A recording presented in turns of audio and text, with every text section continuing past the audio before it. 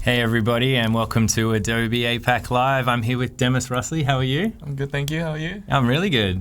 I'm good. I'm excited to see this chat room light up before we even went live. It's pretty crazy. So many people are here already. Yeah, it's awesome. Yeah. Got some photographers in the room. So, hey, Alan B, Sophia, what's up? Good to see you again. I think you're a regular. Hey, Joel.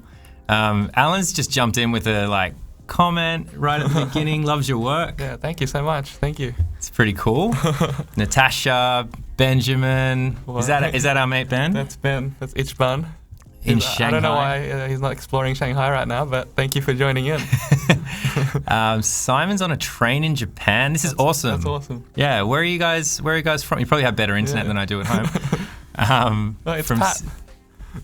Oh, awesome. Yeah. What up, Pat? Mo, Cayenne, Rash, what is up?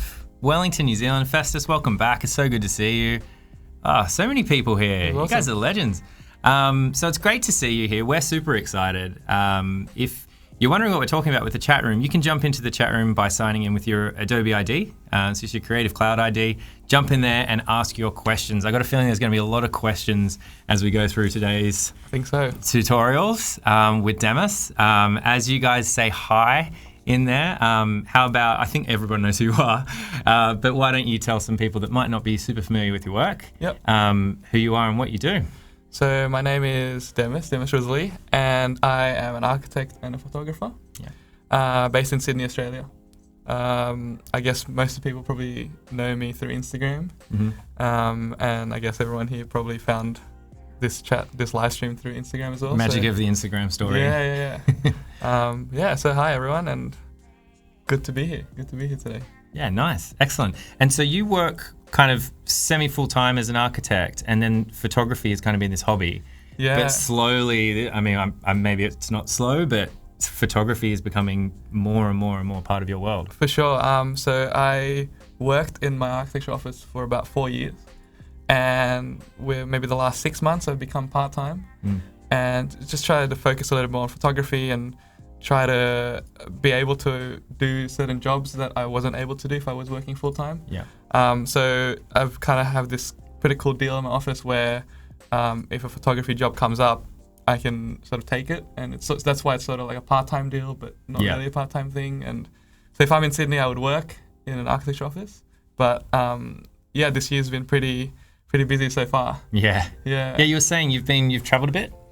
Yeah, so starting in January, I was in Tokyo for a Japan tourism job, focusing on nightlife and night photography. So that was really fun. And then in February, I was in San Francisco for a week with Samsung for the launch of the Galaxy S10 phone. And then next week, I'm going to Hong Kong to shoot for like this kind of artist sculpture sort of company called Cause. Yeah. So that's going to be really awesome. It's only March. I know. It's ramping up, but it's pretty exciting. So I'm really, really happy about that. That's great. And we're obviously so happy that you could, find the time to come here and have a chat to us and share some of your techniques. Yeah, sounds good. I'm excited to share. Okay, awesome. If you're just joining us, we're going to go through Lightroom and Photoshop techniques. Yep. Maybe even throw in a little bit of a bonus. Yeah, maybe at the end. So if you stick around at the end, there might be an extra little bit of bonus content there, which I'm really excited to learn how to do.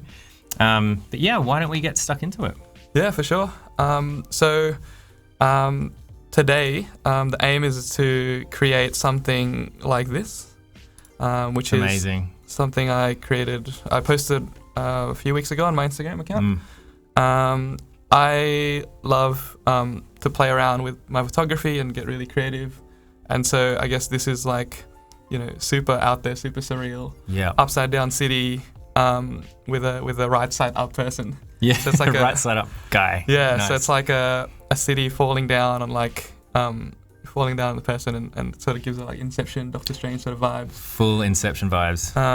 So I guess maybe also next week I'm going to Hong Kong, so maybe it's like a little tribute to that. Nice. Hong Kong's such a crazy city. Like just looking at this photo, it's pretty nuts to see how crazy and developed and so many buildings there are. We're gonna start with this photo here, and just I guess, importing into Lightroom. So the two photos we're going to use are this one and this one. This one was also shot in Hong Kong when we went for a hike up in the mountains, but didn't actually get to see the city because it was so foggy. Wow. So we went on this like really crazy hike, got up to the top, and then just saw this. I'm liking that you've like found the silver lining of this photo, which is awesome. So now I can use it. I can use it for something. That's great. I guess a tip for everyone, I guess, is just like shoot whatever. You might be able to use it later on. Yeah. So you don't know, when or why you will use a photo, but one day you might be able to use it. Yeah. Do you tend to archive like a lot of your photos? Yeah. So my rule is like I never delete anything. Wow. So like I have a lot of photos, so I can always go back and try to find something that might suit or might not. Like just that's sort of the rule I go by. Just never delete anything. Right. And find out what happens in like another 5-10 years. Yeah. I need to just gonna have like a room full of like hard drives, I reckon. Yeah, for sure. Okay, so let's start by I guess just going through pretty much all the sliders in Lightroom and what I like to do. It's not going to come out exactly the same as what I showed before, but it's just like what I'm kind of feeling at the moment and what I'm just going to show the process of how I would edit this photo right now. Cool. So I would usually start with the temperature slider. I kind of want to make it a little bit warmer, this one, because I want to bring the buildings out a little bit. Maybe slide it towards the pink for the tint, just bringing that color a little bit more out. It's a bit faded, I think, because of like the Hong Kong kind of smog. Right. So I kind of want to increase the contrast a little bit and like make it pop a little bit more. And then just maybe bring the exposure. I think I'll keep it at 0. It's pretty good. Highlights. I usually just like kind of. I think bringing the fog back down a little bit might be nice. Shadows. I think for this sort of photo, you kind of want to bring the shadows down so that it kind of gives more of a contrast between the dark parts and the light parts. So the light parts sort of pop out a little more a bit later. Wait, before we do this, I should probably flip it first. Right. Let's. Going to be upside down. Yeah. So the city is going to be upside down. So you want to edit it upside down as well, so you kind of see what it might look like in the end. Nice. I'm sure this question is going to come up a lot, so I thought maybe we'll get this one out of the way. Daniel T was interested in what camera kit you use. So I use a Sony A7 R2 at the moment. Right. And in my bag, I always carry 3 lenses, so like pretty much like the trinity of lenses, right? So like super wide to tele, so 12 to 24, 24 to 70, and then 70 to 200. Right. So pretty much just carry that camera and 3 lenses everywhere I go. Just always comes with you. Yeah. And it kind of like if I need something super wide, I can just put on the wide angle. If I need to zoom in, I can. I think if I was to get something next, I might get like a teleconverter. Right. To make my 70-200 into like a 140-400. Oh, right. So I can reach more. Like even further. So I would have like from 12mm to 400 in my bag, which is pretty crazy. That's pretty crazy. Yeah. And all the lenses are f2.8 except for the 12 to 24. So which means it's like still going to be good in low light and still going to, it's all pretty like multi-purpose sort of lenses. So they're pretty good. Cool. And then on top of that, if I knew I was going to go out droning or if I'm traveling, I would also carry a Mavic 2 Pro in my bag. Right. Drone, yeah. The drone. Yeah. Amazing. So it's sort of, like it all fits in like a nice compact bag as well. Yeah. But I also do a bit of mobile photography, so I do a lot of work with Samsung as well. So that's been like getting more and more lately, mobile photography. Yeah. Yeah, so I guess it's like ranges from mobile phone to a more professional kind of. It's a huge range, isn't it? Yeah. Like just whatever you need, you've kind of got. It's pretty crazy that you can have that stuff these days. Yeah, and like I think being able to fit it all in a bag and like carry it and not break your back is probably really important. So that's why I guess the mirrorless systems are better for me because I move around a lot and I can't really carry. I don't want to carry like really heavy things. Yeah, totally. Yeah, cool. Yeah. Great. Good question. Keep the questions coming, guys, and we'll find some time to ask them as we go through the tutorial. There's a lot to cover today, but please do ask your questions. Yeah, so we're just going to keep going down the sliders. Dehaze is really good for cities like Hong Kong because you can really kind of pierce through the haze. So like if you go back here, it's like really hazy, but if you push it out, you can really like bring out the city a lot more. I've been really liking my photos to be more vibrant lately and more colorful. Right. So I usually push up the vibrance and the saturation a little bit. And then I guess for me the fun part would be like color grading each color. So like I usually start off, before that, I was telling you this before, I never really used the tone curve. Yeah, it's super interesting because, you know, we've had people even on the live stream who have like been, I'm all curves all the way. Yeah. And then, other photographers, other digital artists as well are just like, no, I'm all about the sliders. Yeah, because I feel tone curves are changing highlights, shadows, whites and blacks. So for me, just adjusting those sliders is already enough. And I don't want to add more work. Right. If it's just going to be like a small difference, it's not really going to matter. So I just adjust it using those. But if I max out something, let's say if I do max out the shadows to -100 and I still need my shadows to be darker, then I kind of use the curves. But I rarely ever do that. Wow, interesting. So yeah, I'm going to keep going here. I usually start with the saturation of the colors to just see how much of each color I want. I probably want a little bit more red, oranges, yellows. Don't really have much yellow in my photos, but I think this one's actually pretty nice with a bit of yellow. Yeah, we're just going to keep going and keep playing with each slider. And usually it's like an instinct sort of thing. Like you slide it to the left and you don't like it. You slide it to the right, then you don't like it. You kind of like keep moving it until you find that medium, that it's balance. Like a lot of trial and error. Yeah. And there's no like set way to edit a photo, right? Like you can edit it any way you want. Yeah. Any whatever you feel at the time, right? And then I would go to the hue. So pushing maybe I like my reds a bit more orange in this photo. And then maybe a bit more yellow. Push the yellows to the orange, giving it that sort of warm city vibe. Yeah, I just keep going one slider at a time. I like my blues a little bit more aqua. That's just a personal preference. And yeah, one more. Then there's this luminance. So how bright each color is. So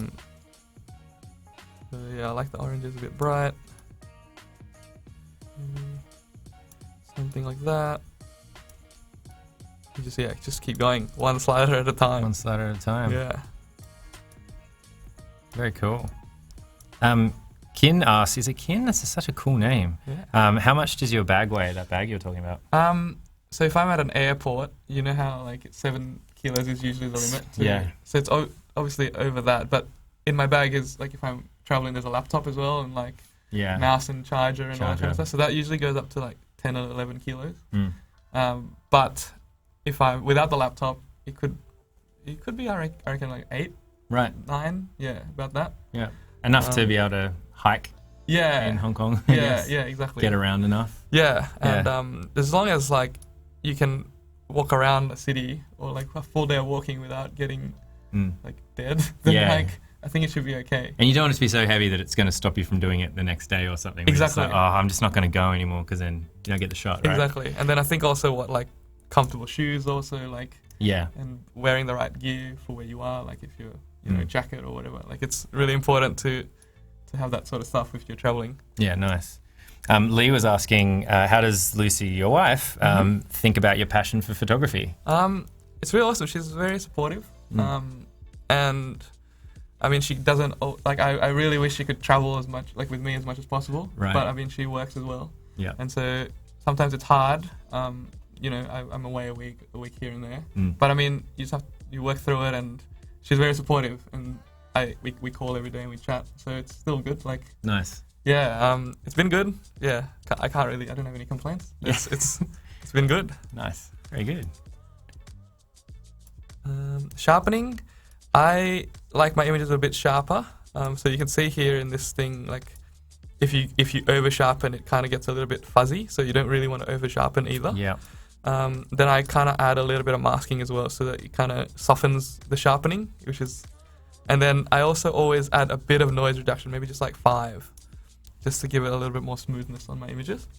And then I think here I'm almost done with this image. Maybe, yeah, I think I'm happy with that. So now what we're gonna do is I'm gonna try to just copy the same settings, copy everything onto the other photo, which is this one here. Sometimes it'll work, sometimes it won't, but because obviously the lighting's different. Yeah. But I mean, that's okay in my opinion. It's pretty close, and obviously you can get back in there and just we can replay tweak with the everything. colors in Photoshop as well. But I think maybe I'll push it a little bit more kind of warm, and maybe a little bit more green. That, and then push up the exposure a little bit. Bring back the contrast to. Who's the figure in the photo? So that's Pat. I think he's here. Oh, that's Pat in the chat? Yeah, I think he's here. That's Chat Pat. It's Awesome. Chat Pat. Yeah, he's like got his stance ready and like posing hard. It's against, like a heroic stance there. yeah, posing in front of nothing. It's like the last airbender, but like from a distance. Again, like dehaze is really good for foggy situations, so you can like really bring him back out. And then clarity, just push it up a little bit. So I think I'm happy with that. What I'm going to do now is select both. So this one, and I'm going to edit in, and then I'm going to open as layers in Photoshop. Into Photoshop. So Cool. both layers will open automatically in Photoshop. So this is the other file that was like sort of like a cooking show when it's like, and it's ready. Yeah, I love it. It's my favorite. We got a couple of questions. Maybe we'll do that because we're just about to jump into Photoshop. Yep. And so Alia was asking, how do you take your portrait photos in low light and at night, yet still look very sharp? So I guess the tip to shooting at night is having sort of a high aperture. So like f2.8 or f2, f1.8, like the smaller the number, the bigger the aperture. And so if you have that sort of lenses, and if you're into shooting portraits and shooting at night, then that's something you should invest in. Right. And other than that, if you want like super crisp, and if you don't have a lens with a high aperture, you could use a tripod. But obviously shooting portraits is really hard with a tripod because your model's going to be moving, right? Right. And so if you're shooting a landscape or an architecture or a scene, then using a tripod is fine. But yeah, it's sort of like a balance between using a tripod or not, and what the subject you're shooting is. Yeah, cool. Yeah. Good question. Yeah. Got some more. Look, check it out. We can read together. Yeah, let's do it. Daniel, another question on cameras. Do you feel you can get the same results from Lightroom and Photoshop with less expensive full frame camera? Yeah, I think I can. Yeah. I mean, I've made the mistake before of just shooting JPEG and like not RAW, and you can still bring out a lot more. Like you can still edit it the way you want it. Like it's to do with your creativity, I guess, and like what you want the final product to be. Right. You can always sort of, I mean, in terms of like pixels and sharpness and that kind of stuff, it's sort of different. But I mean, on Instagram, it's like it's very small anyway, so it's okay. So no matter what camera, like even a phone camera, you can still get a lot of good results. Right. I can even show like, so this is my Instagram page. Yeah, that's good because the next question pertains, I think, to Instagram gallery. So this image here, both photos were taken so using the phone. So like. Oh really? Yeah. So this, the background here is shot using like the Samsung phone. It's like RAW. You can shoot RAW. But even the bottom one here, that was just shooting like the 2x camera automatic. Like it just like clicked it, and then what you try to do is just match the colors in Photoshop or in Lightroom. Wow. So you can get like super creative with whatever tool you have. So it's really like it doesn't really matter what camera. It's amazing that was shot on a phone. Yeah, that is crazy. Okay, so going back to Photoshop. So you got your 2 layers. So the camera photos got more pixels, so that's why it's smaller. Yep. I'm gonna firstly crop, and you're gonna do 4:5, which is down here in the ratio. I'm probably gonna bring it down to the size of the drone photo. Rather than bringing the other one up? Yeah, because it's still, the drone photo is still pretty good quality, but I think I don't want to stretch it too much. Maybe even a little bit more in. when you're cropping, I guess a good tip would be to take this delete crop pixels. You want to turn that off. Yeah, you do. Awesome. So that if you want to change a crop or move your image, it's not gonna. You can still do it. Yeah. So the outside of this image will still be live, and so I'm gonna double click and it's gonna crop. And so now if you move it around. Yeah, if I move it around. Oh, oops. If I move it around. We love a non-destructive workflow here at Adobe, so this is very exciting. So yeah, so I can always if I'm gonna free transform this, and I'm gonna rotate it to get that sort of same perspective as the previous shot. Mm-hmm. So yeah, you can just keep playing with that original file. You're not like restricted by the edges or anything. Yeah. So I think it's a really good technique. And I was saying before, I also like to keep one edge sort of straight in these sorts of photos. I'm all about like straight lines, like being an architect. It's always like I was going to say, lines, is this lines. the architect of Demas? Yeah. Kicking in. You always want your lines to be straight, things to line up, and I think I know a lot of graphic designers that would agree with that methodology of working as well. So yeah, this is familiar to me. Yeah, so just like positioning the photo, positioning the background as you want it. So I think I'm happy with that sort of position and orientation. I'm going to zoom in a little bit. Then we're going to turn on the foreground. So this is Pat standing in the fog. I'm going to turn on this grid. So you can also turn on like this thing called like grid, so new guide layout, and you can type in 3x3 because it kind of shows your rule of thirds. Yeah. In photography, you want to position your subject on those rules of thirds. I guess it's sort of like a guide for composition. And yeah, so we're going to do that. I think it looks better if he's flipped horizontally. So free transform, flip horizontal. And I want to position him on that third line. So either like lower, maybe just like that. I think it looks kind of good. Okay, so to make the background show up more, there's this thing called layer masks. So again, this is another non-destructive workflow. So it's literally just adding this sort of white layer, and if you paint black, it'll just hide whatever's black. And you can always repaint white to bring it back out. So you can, if you make a mistake, you can always like bring it back. Can always go back. Non-destructive. I love it. Yeah. So you're gonna get the paintbrush, make sure your mask is ticked.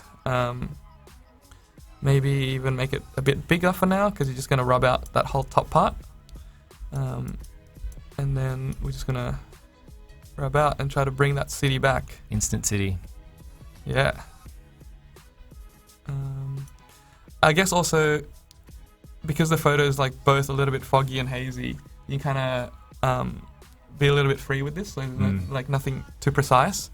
So I guess you also like,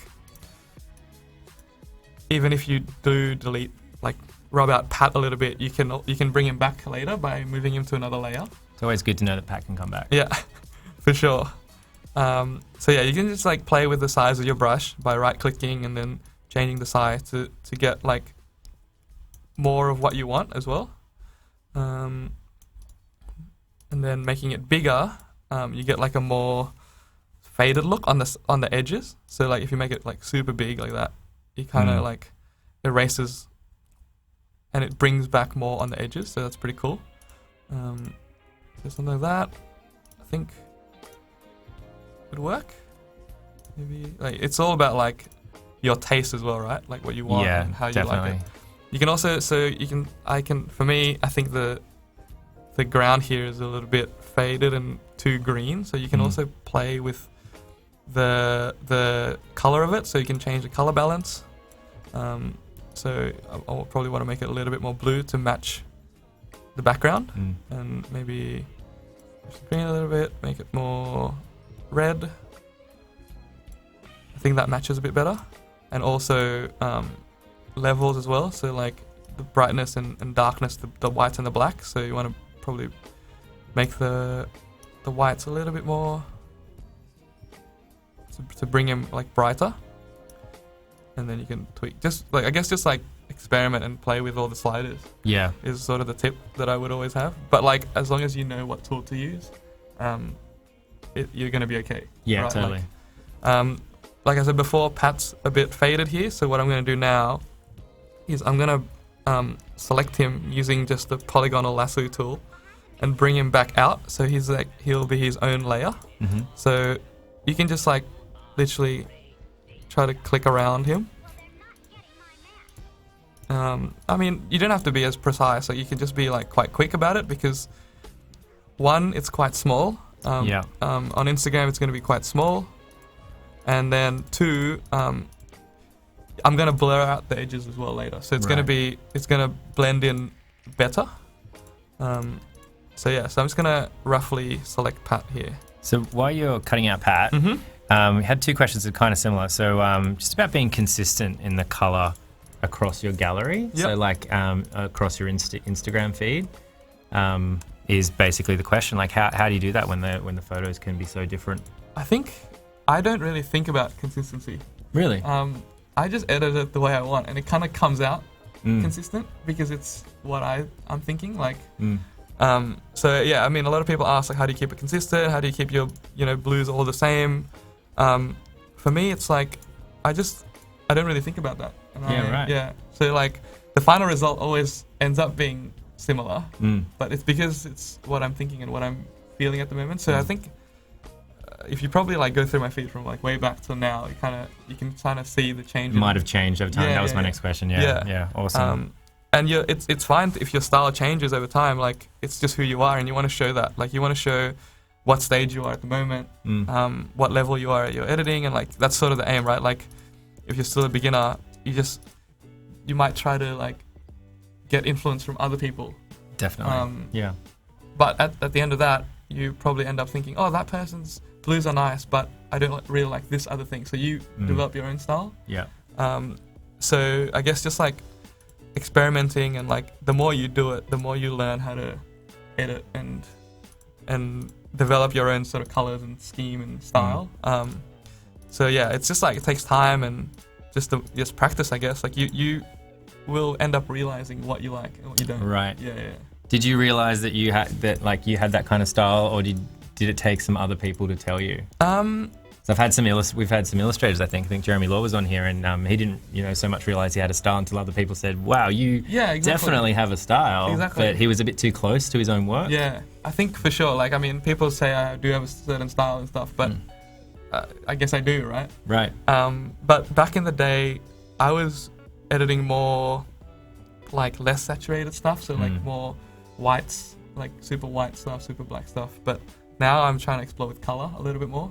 So I guess your style changes over time, and you just have to like be bold and be brave to show it. Yeah. It's like, don't be afraid, kind of thing. It's just other people that are seeing. Like, as in, it's okay to make mistakes, but you learn from it. Yeah.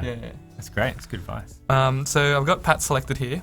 I'm gonna copy him to a new layer via copy, and now he's on his own layer. So he's in front of the city.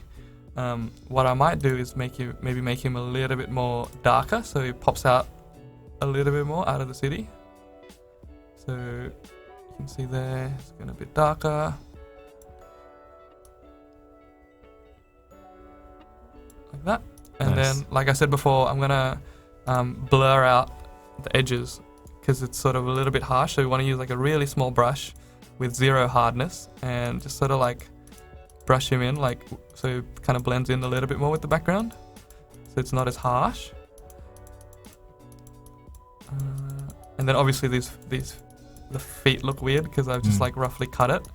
But again, like, you can use a masking layer, and then paint a little bit of black and basically rub that out.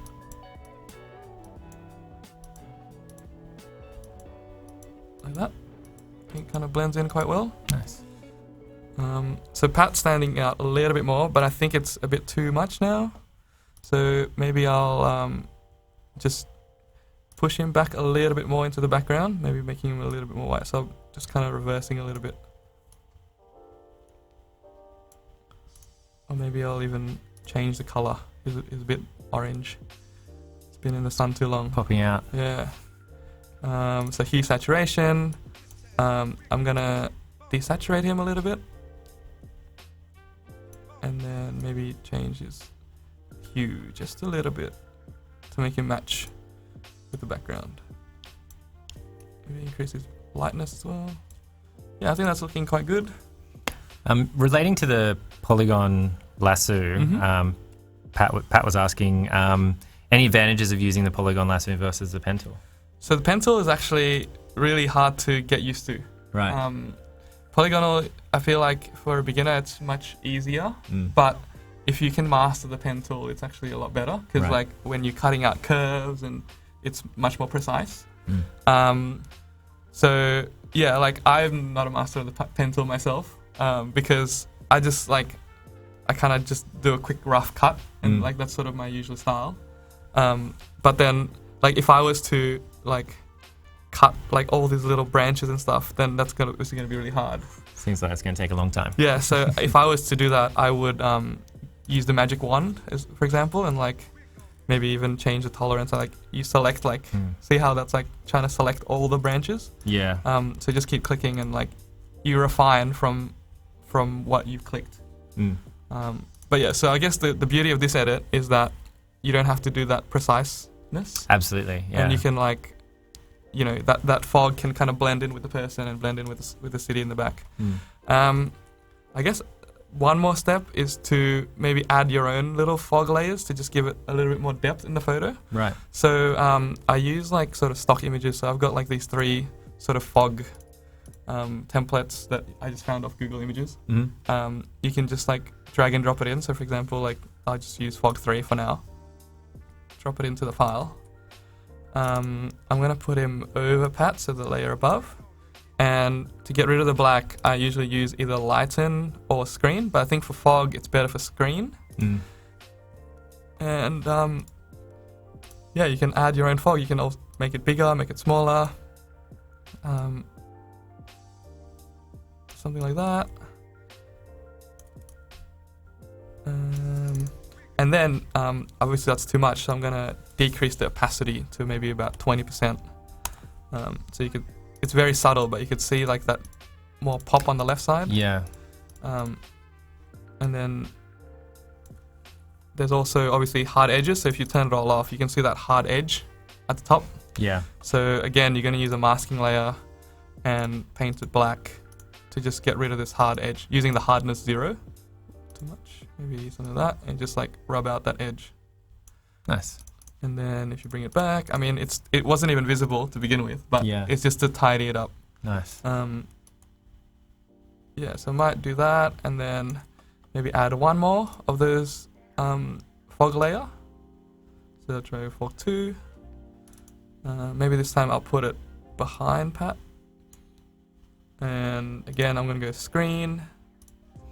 And then maybe I'm gonna flip it horizontal to just give it like a straighter edge. And then again, I'm gonna change it to like 20% or even like 10%. Something like that. And again, you want to rub out the hard edges. So what we're gonna do is another masking layer, and then rub out the hard edges. I like that, how you isolate just those particular layers against the white to rub it out. Yeah, so it's you can't. Really effective. And yeah, I think I'm pretty happy with this edit. Adds some depth. It does, definitely. You could even like, as in, take it a next step further or something to like animate the movements of the fog if you move it left and right in like keyframing. But that's something we could talk about after this. Yeah, cool. I guess we could also talk about other ways to get more creative with it. Like at one stage before I got this edit, I was trying stuff like, you know, what if the city was sideways? You know, like what if the city was coming sideways? And so do you plan it out exactly? Do you plan out your, you know, scenes, I suppose, like before you even get to the computer or when you're taking the shot? Or like at what stage does it start taking shape in your mind? I think sometimes I have the idea when I'm at the shoot. Like when I'm doing a shoot, I'm like, oh, I definitely want to do this sort of edit. But because I'm just shooting everything, like I said, like I just don't delete anything, right? Yeah. Like over time, ideas form, and you might be inspired by something, or like you walk around, you see something, oh, that's cool. You might want to try to emulate something. Yeah. So, and then I start thinking, like what's in my archive that could fit, or like what could I work with to create that image that I'm trying to create. So it kind of works both ways. So like sometimes you're in the shoot and you already know what you want. Other times, you know it after. Right. But I think it's always good to go into an edit knowing what you want to do. Like as in like before you start, have a plan and have a final idea. Like the idea might change, but if you have like a sort of guideline of, I want to do a city flipped upside down with a person, like have that idea, and then you like play with it and tweak it until you find the right sort of combination of like what you like. Oh, that's cool. That's great advice. I love it. So I mean, City Sideways looks pretty good too. Yeah, it looks pretty sweet. Right? I was going to say, it looks pretty great. Either way, or I mean, another thing I was also saying before was you could even add like a motion blur. So if I duplicate the background layer, duplicating it, so there's two now. So if you add like a blur and then a motion blur, you can change the direction of this blur and change the size of like the distance of it as well. So obviously I want to try to make it the same angle as the buildings to try to make it look like it's coming straight at you. Yeah, it looks like Pat's in danger. Yeah, exactly right. And then, that's a bit too much.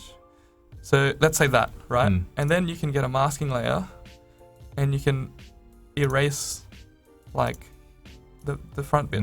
So cool. It really looks like the buildings are like really moving towards you or something, right? Like you just literally just rub it out like that. And so you get like this sort of movement in the background. Yeah, wow. I mean, yeah, it's just like other things you could do to take it that next step, or like what to push your creativity to the next level kind of thing. So like there's no like set thing that you have to do or not do. Like it's just whatever you want. And so I'm happy with this. So I'm gonna literally just file save, and once that's done, it should create a new file in your Lightroom automatically. Right. So you go back to Lightroom and it's there. Nice. It's created a TIFF file, and I usually have like I do a second step where I tweak it again. So just like final tweaks here and there. So for example, a vignette. So why wouldn't you have covered this already when you're in Lightroom? I guess when you bring in a second layer, it changes the image. Right. And then for a vignette, like you want the vignette to be on the whole image rather than just the background layer or the foreground layer. Makes sense, yeah. So you want to put just the vignette at the end. Cool. So just adding a vignette really adds like that sort of darkness and gives it more mood, I guess. And I like to feather it and maybe even change the midpoint so it's like even more centered, and change the roundness. Just play around with all these sliders here. There's also like other ways where you can vignette it white on the other side, but I rarely ever do that. So I just vignette it on the black, and then again I'll probably tweak a few little things because the image has changed since the beginning. So I guess also like adding this sort of last layer of color grading blends the two pictures together even more. Yeah, for sure. So like this sort of,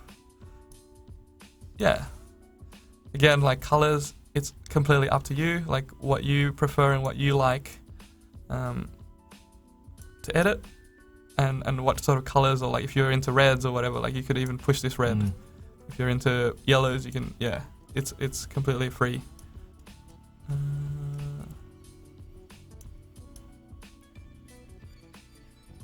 I think super cool. Pretty cool. Yeah. So nice. I guess before, which is what I edited previously, it looks like that. I mean, it's different, and this is what it is today. Like, as in, every day you edit, it's going to be different. Yeah, like, it's totally. not going to be the same. Yeah.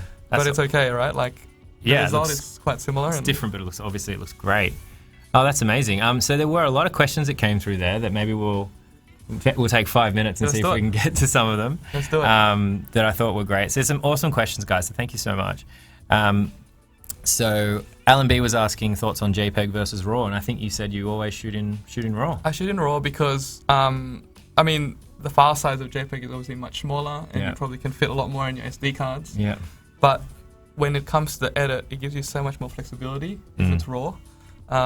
Like, for example, that shot before, which is this city one here, I think if it was a JPEG, you probably wouldn't be able to bring out that detail in the city because it's too foggy.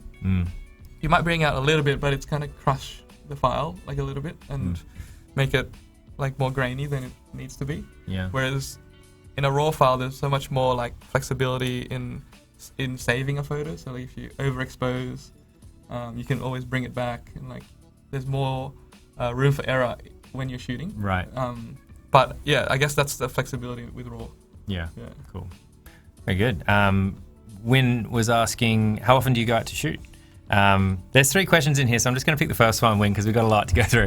How often do you go out and shoot? I used to go shoot a lot. Like back when I first started, I would shoot like almost every day. Wow. Like just walking around the city with some friends. I always like to shoot with friends. Like I never go out solo. I don't really enjoy that.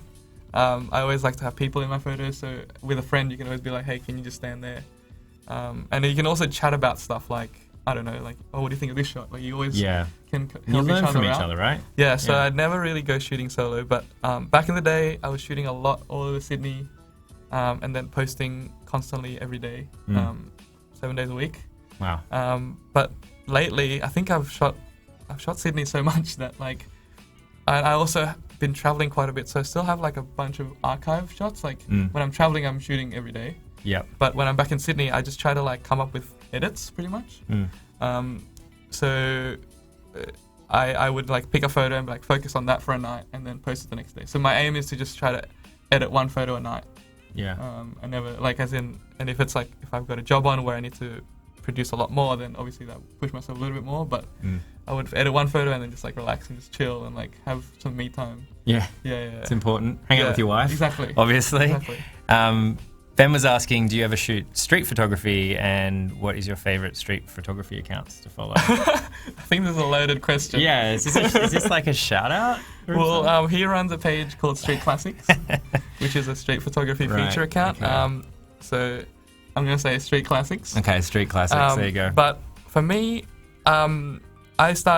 street photography is not really my thing, like as in, I haven't really done much of it, and when I was in Tokyo actually in January, I started to do a little bit more, and it's really quite fun because you have to really nail the moment of like some really aesthetically looking person walking past this building at this exact same point.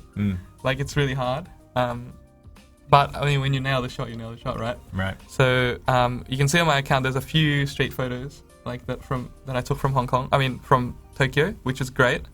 And then, but I think my style usually is more like little person, big scene. So it doesn't really matter who the person is. It's sort of like just giving it scale. It's like a figure, yeah. So that's scale. Sort of, it's interesting. Yeah, that's cool. And Joel V was asking, are you uploading your photos to the cloud, or storing it on a separate hard disk or something? Which is interesting because that's the same question that I had when we were hanging out earlier. So I use these little hard drives called like they're just like SSDs.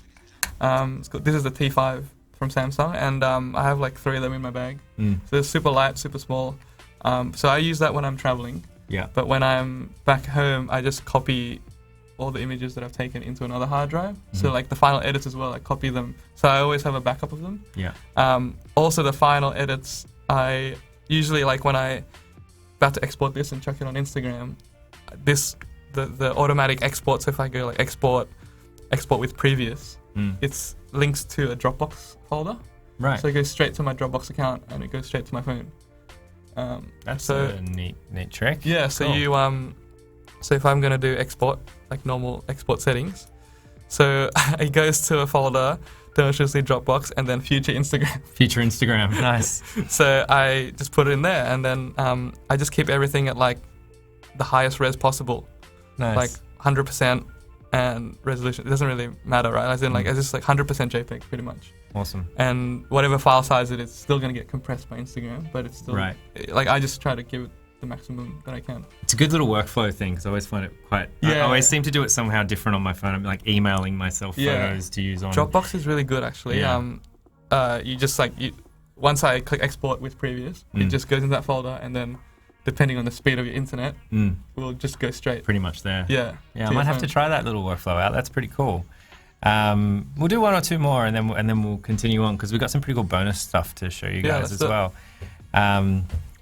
Let's see. Mello was asking something which I think is a really good question. How do you find the time to juggle between all this traveling, work, photos, and social media? And obviously, you have a pretty sweet gig where your role can expand and contract at work, which is fairly unique, actually.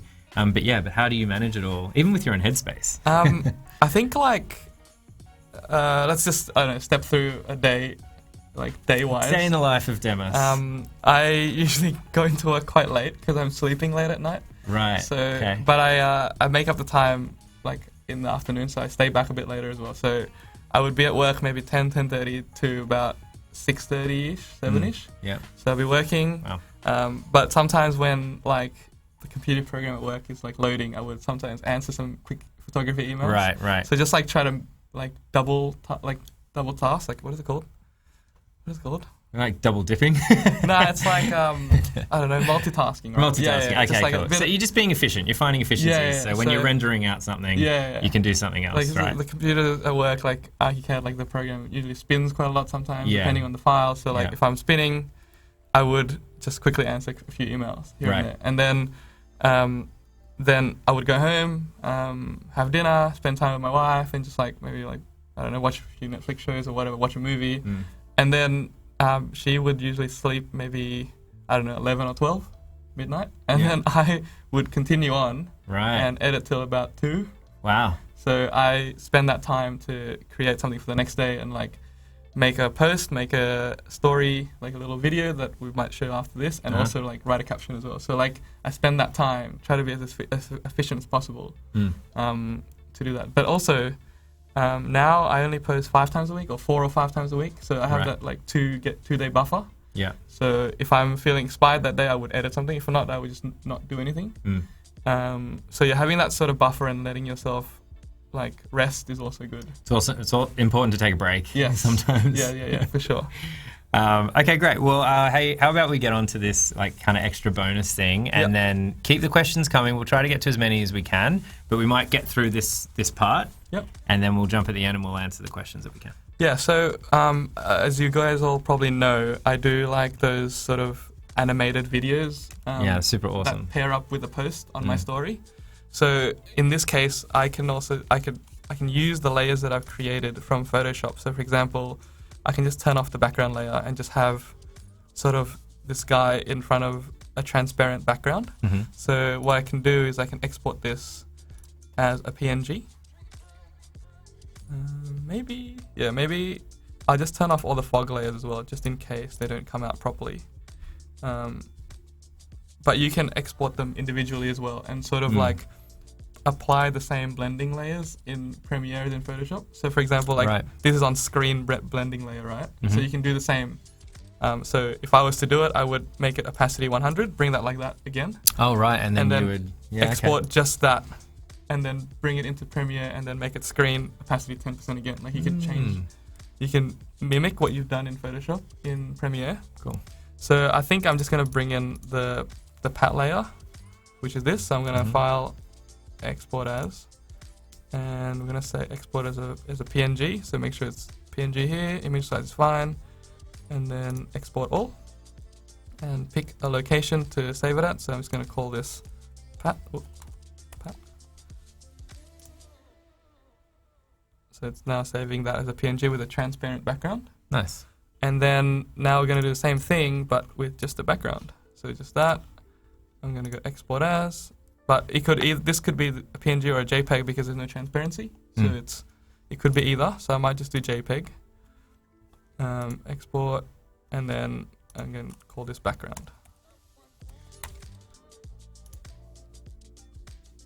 Okay, now you have your 2 files. You can actually go into Adobe Premiere, which is what I use to create these sort of animations. So what I'm going to do, open that folder, so drag in the background to the timeline. And I usually, because for Instagram stories, you can't have like too high res or else it won't load. So I just usually change sequence settings to 30 frames a second and then 1536 by 1920. So just basically horizontal 1920. Right. You can do 1080, you can do, but 1536 gives it a 4:5 ratio. So I could repurpose it, not just stories. I could even repost it on my second account or something. Right. So if you're editing a 4:5, you can repurpose it. Then you want to change the size, obviously, because it's cropped in now. So you're going to change the scale to maybe 50. So that's too much. So just keep playing it. 55, maybe 54. Yeah, 54 sounds good to me. Right. Yeah. And then I'm also going to bring this PNG. So I'm going to drag and drop this in above the pat layer there. So he's there. Because of the transparent background, when you put it on top, it's just going to come out normal. Yeah, it looks perfect. And you're going to match the same scale. So that's 54. So you're going to change this to 54 as well. So you should land in the same spot. Cool. Then you're going to start keyframing, right? So you're going to, keyframing is like point A to point B. So like at point A, it's going to be this scale with this position. And then at point B, it's going to be this scale in that position. So for example, for this one, I might make the city zoom in while the pat zooms out. So going to give Pat vertigo. Yeah, now. so we're going to click this stopwatch for scale and position. So that's setting up the keyframes. Yep. And then you're going to change this one, maybe make him, we're going to make Pat zoom in. So you're going to start off big, right? So we're going to, at the end, have the same position. So we're going to click these two to have him have the same position. At the beginning, he's going to be a lot bigger. So let's just make him like 70, which is bigger. And you might want to move him up a bit or left or right. It depends on what you want. So I'll make him left or right. So that's the starting position. And the end position is that initial one, right? So that's what's happening. And then you're going to do the same but reverse for the background. Right. So we're going to start off at the small position and then we're going to end it in a bigger position. So I can even go 80, right? Make the city really big. And then push it down so that, and then because I put it here, I can just drag it to the end. So now you have this sort of like parallax effect. That's awesome. So when you play it, you have this effect like that. That is so cool. And then you want to export it and again, check it onto Dropbox and then same, just upload it to the story. That's amazing. Yeah. That's so cool. I love that. I'm going to give that a go. Do it. I'm really excited. Love learning stuff on Adobe Live. It's super interesting. Yeah, really enjoying it. That's great. That's fantastic. So let's jump into some of these questions that came through. So do you prefer, Celia was asking, do you prefer to use a mouse or a stylus when it comes to editing? I've never used like a Wacom or Never anything. used a pen or anything? Never. I've always used a mouse. Just this mouse right here. I don't know, I'm just used to it. Like, I've heard lots of good things about Wacom tablets. Maybe in the future I'll give it a go, but at the moment I'm happy with the mouse. Yeah. Just having like a good mouse, like a comfortable one. Yeah. Usually like gaming mouse are usually pretty good. Yeah. This is a Logitech MX Master. Yeah, I almost bought that one the other day. It's pretty good. It's like good for the hand. It doesn't like, it's like got good curvature. Yeah, it's really tricky. I have a drawer that has, I just moved my apartment and you find out how much crap you actually have in your house. Yeah. And I have 4 mice. Oh, wow. I think I probably bought it the last 3 years. Yeah. Because I've had it for about, a couple of weeks and I've just gone, get rid of that one. It just doesn't suit. It's really hard to find a mouse that... I think what would make this better would be if it was fully Bluetooth, so if you don't have to use a dongle, so you can free up the USB port. But, I mean, hopefully the next iteration of the next one will be that. Next version, hopefully. Yeah, totally. There was 2 questions that were kind of similar, so hopefully it's covered by this one by Chris. Do you have any like solo gallery shows, or is your artwork completely only live on social media?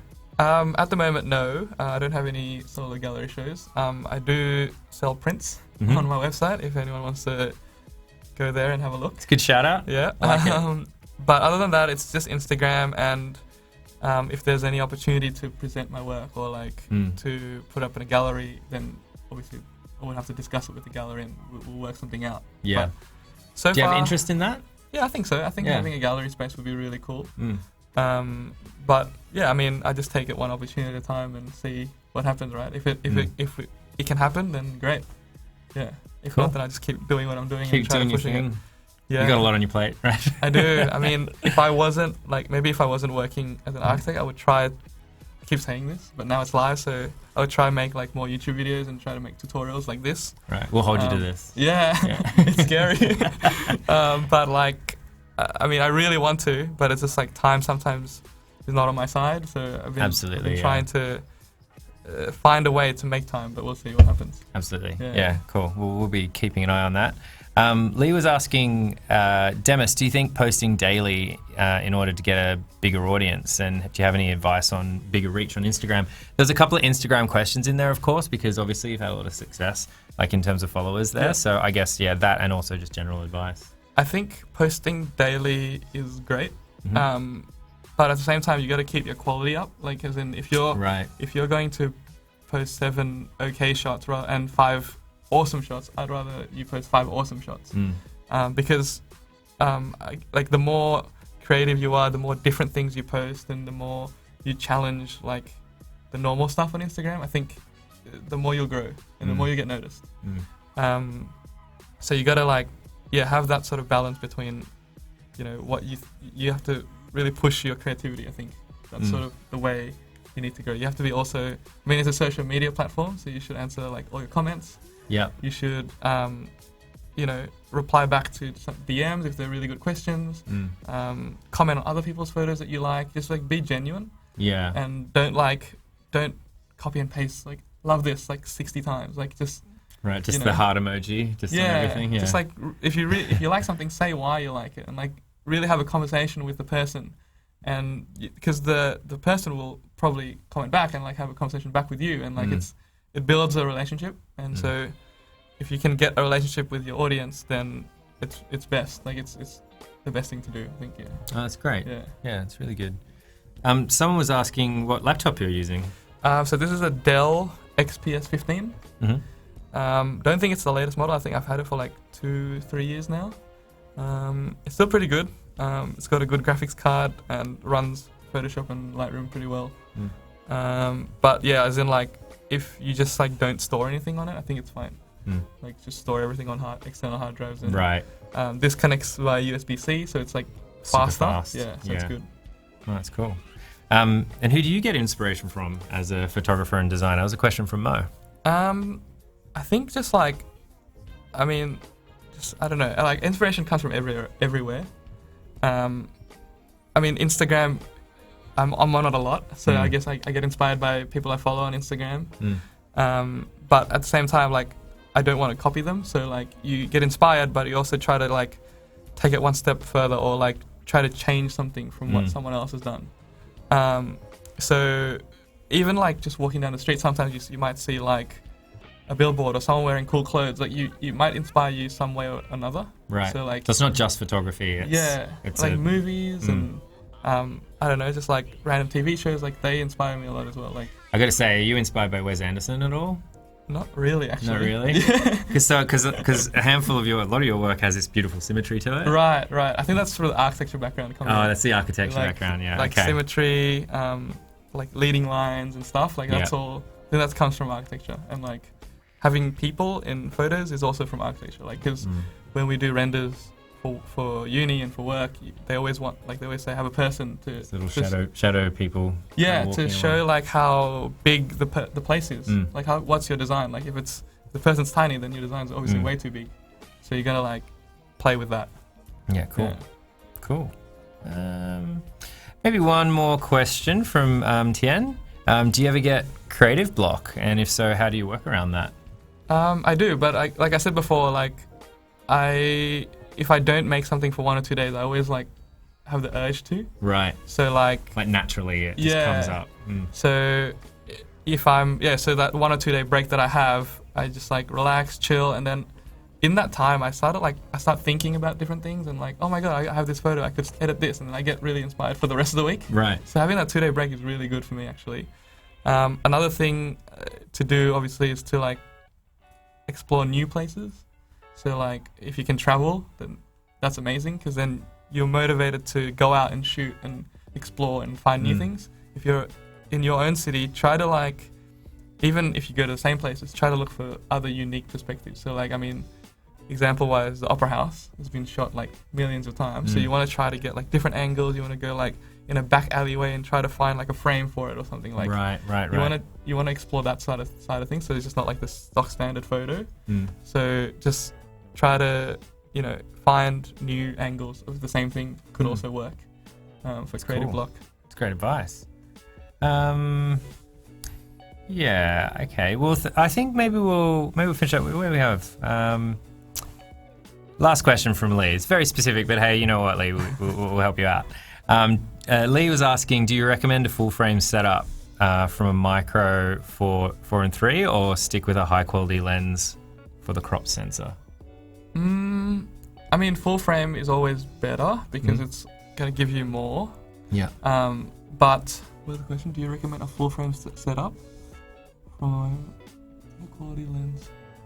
I mean, yeah, I think also lens is probably more important, because then if you like have a really good lens, you can sort of you can like save up for a better body. Right. So you can build around that. Yeah. So if you don't really want to buy like a cheaper lens and like not use it later on. So like, I think investing in lenses is probably better than investing in a body, because as long as you have good lenses, you can pair it up with a good body later. Right. Yeah. Right. Oh, that's cool. Yeah. But I think full frame is better, especially like for pixels. But I mean, whatever you can use is fine. Like I said before, like it's not about the gear. Yeah. It's more about your creativity and how you use your gear. Yeah, I really like that. I think that's really, really cool. All right, any parting kind of advice for everybody out there? There was a myriad of questions there. No architect questions. I think an advice would be just like, use your own time to do what you want. Like as in, if you don't enjoy something, then don't do it. Like as in, just, I mean, obviously if you earning money or whatever, like if you have a side hobby, like try to push that. Try to, work and earn a living, but at the same time, try to push your side hobby so that you could try to get to another level with your hobby and try to, so just like, I think do what you love and like keep pursuing it. That's awesome. Yeah. It's great advice. It's been so good. Thank you everyone for the questions, and Pat and Ben in the chat. It's good to see some friends in there. I'm sure a lot of you came from Demas's Instagram as well, so I guess if they've got any leftover questions, definitely ask me anything on my comments. I always answer. You're a beast, as someone was saying, at getting back to people, which is super awesome. This morning I got blocked because I was answering. Oh, because you answered too many questions. That's right. Yeah. So I don't know. Instagram is too hard. If I'm not answering your questions because I got blocked by Instagram. Yeah. All right. Well, hopefully that's sorted out soon. But thank you all for joining. We'll be back here at the same time. 2 p.m. We're here every Wednesday. Thank you very much, Demas. Thank you so much for having me. And thanks everyone in the chat. See you guys.